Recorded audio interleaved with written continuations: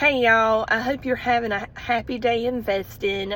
It's been a little while since I've been up here to talk to you, but I have something I want to share. I went to Women in Real Estate in Raleigh, North Carolina, through the North Carolina area, and Miss Cheryl Gleason was speaking. She spoke about building wealth with buy and hold rental properties in North Carolina. She said you can use low to no money down and creative financing techniques. She invests in this city called Fayetteville, and in Fayetteville is the second largest buy and hold market in the United States of America. She said that you can go to YouTube or Home Depot or Lowe's and learn how to do tile or learn how to do flooring, and then that way you will know if your general contractor is like kind of basically cheating you with prices or is doing the right techniques, or say they say, oh, it's going to take this long to get in it. You can say, get the product. You can say, hey, what can I do to help expedite it?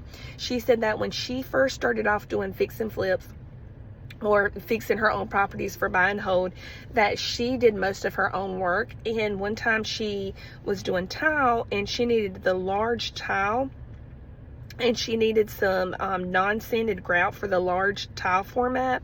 And she went in Home Depot and the man was like, oh, you need sanded grout. And she said, no, if I get sanded grout, it will cause it to split over a couple of years, because when the house settles. And the guy was like, oh, you don't know what you're talking about. And then her son, who was 15, showed the man all the tile work that she did. And she did it from like learning YouTube and going to Home Depot classes. So that's a really good tip. She said that you can save money by doing it and learn the lingo and call them on their BS. So she also said ask back a few questions in their resume. So that's how you can tell if someone's like really telling you the truth, that they have the experience to do something. Ask back the questions. Also, I learned about volunteering and applying yourself and just putting yourself out there to do it. Because if you don't do it, you're going to be stagnated by fear. You're going to be stagnated by procrastination. Just get out there and do it. Just do it.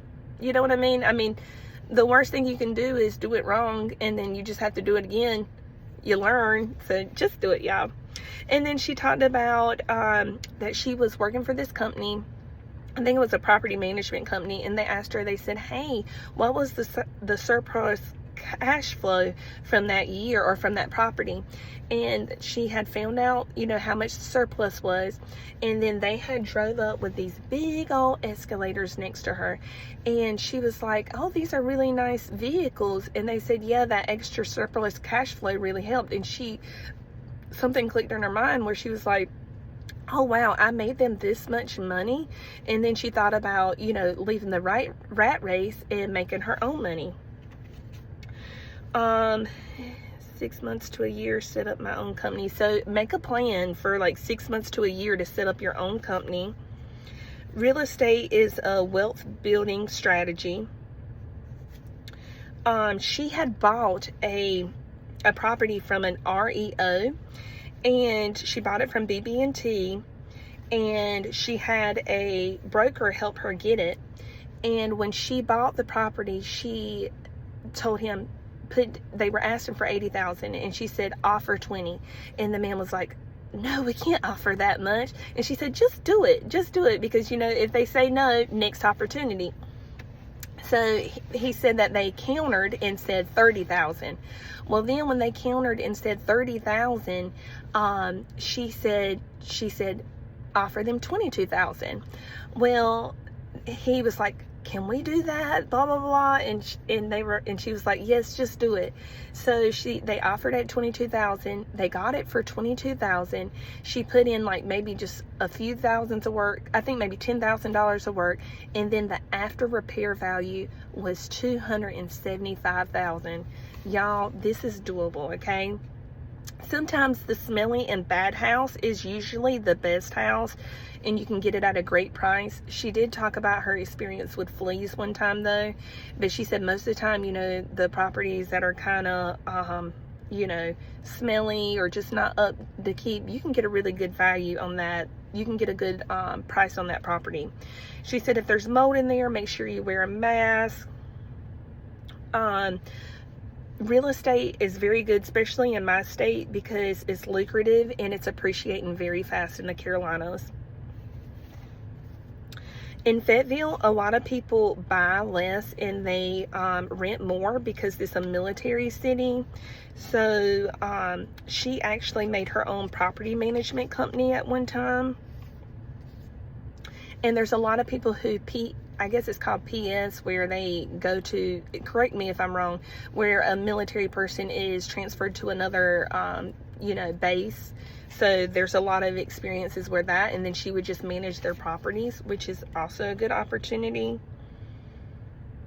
Benefits of a rental property: if you buy right, you can have cash flow and it appreciates, and you also have tax advantages.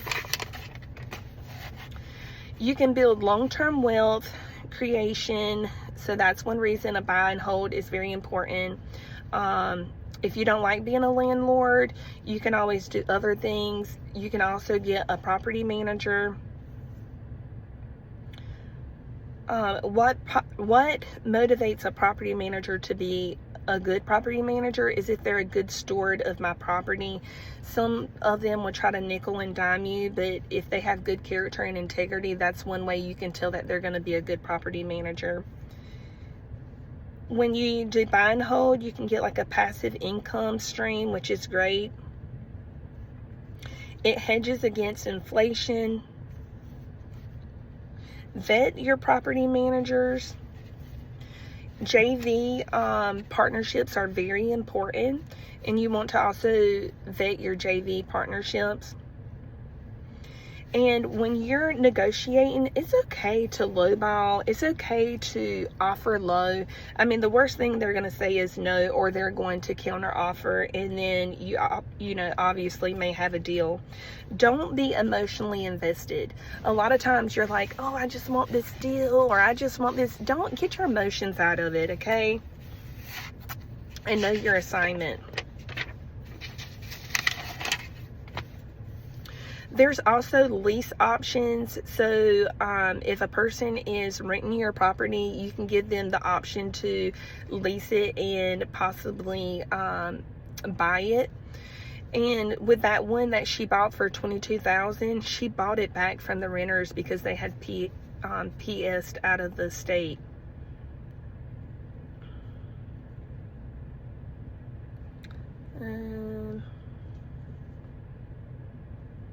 You also, you know, want to watch how much money is going out to to taxes, money. You want to keep as much money that you can in your own pocket. In Fayetteville, you can dollar stretch.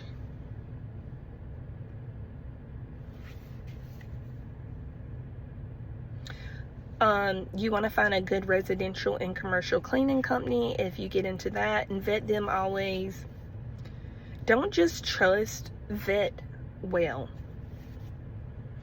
She also talked about Zillow. When you're checking your comps, you know, someone who does a wholesale deal could say, oh yeah, the after repair value is $300,000. But to really check these comps, she said that you're going to scroll on the map lot lines, scroll to where the scroll to where map lot lines and tell what house is sold for a listed appraised and which one's listed for appraisals for a quick check. So she said, don't just look at the bottom comps that it gives you. She said, scroll where the map lot lines. Send a screenshot to the wholesaler and attach it to the house of why you are not gonna buy it for that price. So then you can possibly make a deal.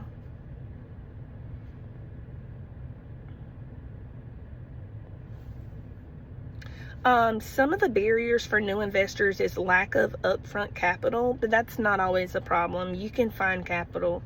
Credit challenges, you know, that's where you can get in JVs and say someone else has good credit and you have cash on hand, you can work something out. And fear of property management. If you have fear of property management, get a property manager. Limited knowledge of creative financing. There are many ways that you can do this. The main three ones that she talked about was subject to, seller finance, and lease option. And they kind of briefly talked about equity splits, but she didn't talk much about that. Financing, IRAs are great. They're really made for real estate investing.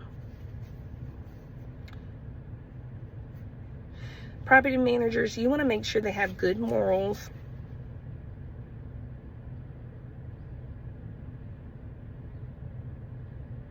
So if there's like a room and it's like a bonus room on top, this one lady said that, you know, she kind of was against property managers because they had got someone to come out there, like a handyman, and he had put the AC right above, like right through the windows where the bonus room was, and it was right above the front porch, and she said it could leak on the front porch. So, you know, just to make sure that they're doing the work right and that you can see it. I was always told it's best to well, something I've recently been told is it's best to buy in your area, so like in your county, so that you can go by there yourself and check on your own property, because, you know, you do own it.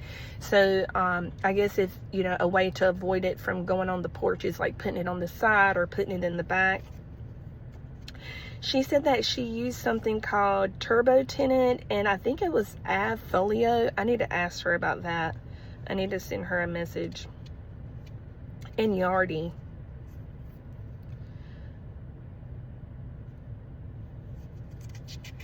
Let's see here.